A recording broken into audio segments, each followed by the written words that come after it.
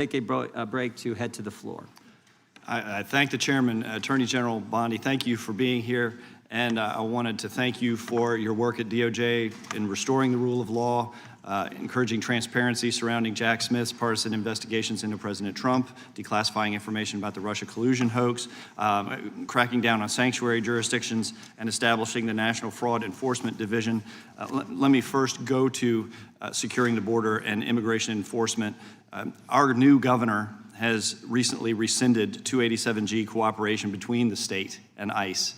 Can you talk about, have you evaluated the public safety impact, how that would affect safety in Virginia to withdraw that support and what that would do to criminal activity involving illegal immigrants in Virginia? Yes, it would be detrimental. And as you know, Congressman, one of the top members of MS-13 in the entire country was living in Virginia, in a suburb, among all of us, living not even probably half an hour away from where we are now.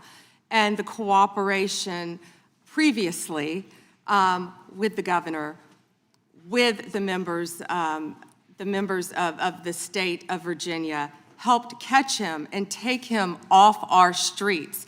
An illegal MS-13, one of the heads for the entire country, was living in Virginia. And it's a shame that that's happening now. And thank you for talking about it, because we're going to keep America safe. And when people feel like they can flee to these cities and states and be safe, they can't. Because Donald Trump is going to protect Americans.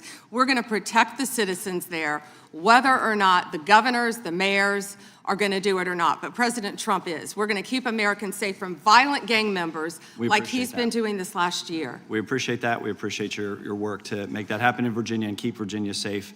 I want to move on to the Fraud Enforcement Division that you've established.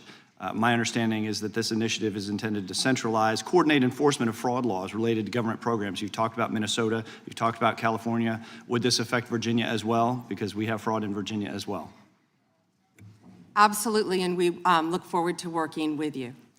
Would this affect things like long-term care accountability, senior living facilities engaged in Medicaid fraud, including systemic overbilling practices and the misappropriation of taxpayer-funded benefits? That is exactly what it's set up to help. Okay. I know that whether it was related to fraud specifically or another subject, that under the Biden administration, there was a sitting member of the Virginia General Assembly under investigation. Is that investigation still ongoing?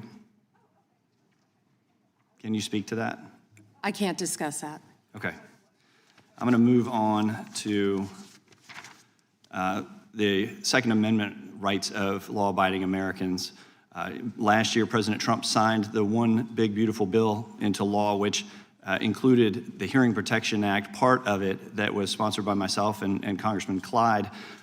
It reduced the national firearms tax, $200 tax on suppressors and short-barreled firearms, to zero. And while the tax has been eliminated, the NFA's registration and paperwork requirements remain in effect, and your DOJ has said that would, even though the tax was reduced to zero, that the registration requirement is still somehow necessary, even though with regard to Obamacare and the Affordable Care Act, when that mandate was, when that tax penalty was reduced to zero, you decided that the mandate was no longer necessary. How are you justifying the existence of this registry? Congressman, that's pending litigation right now. It is, and I hope you would reconsider that. I yield back. The gentleman yield?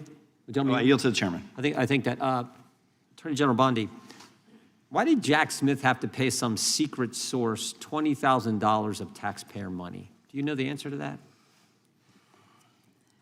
I can't discuss anything on that matter, but that's a good question, Chairman Jordan. Well said, it's a good question, because he subpoenaed just about every Republican in this town, got half the Congress's phone numbers if you were a Republican. But he has to pay some secret source a bunch of taxpayer money. We'd like to know, the committee would like to know, how many other sources he paid? Was it more than $20,000? why he had to do those things. We'd like to know, when you can, if you could get that information to the committee. I think when you think about the guy who was trying to put the President of the United States in prison, ridiculous as that whole thing was, we'd kind of like to know the answer to that if you could. And with that, we're going to stand in recess. We will go as quickly as we can and vote. We have 2 quick votes on the floor, and we will be back. There is actually some lunch if you all need it. We have for our members, and since you're back here, you can have some. We normally have plenty. Mr. Chairman. We'll take a recess. Before you gavel out, can I ask for unanimous consent to enter to a record the article entitled Inside Trump's DOJ dated October 16, 2020? Without objection, we stand in recess.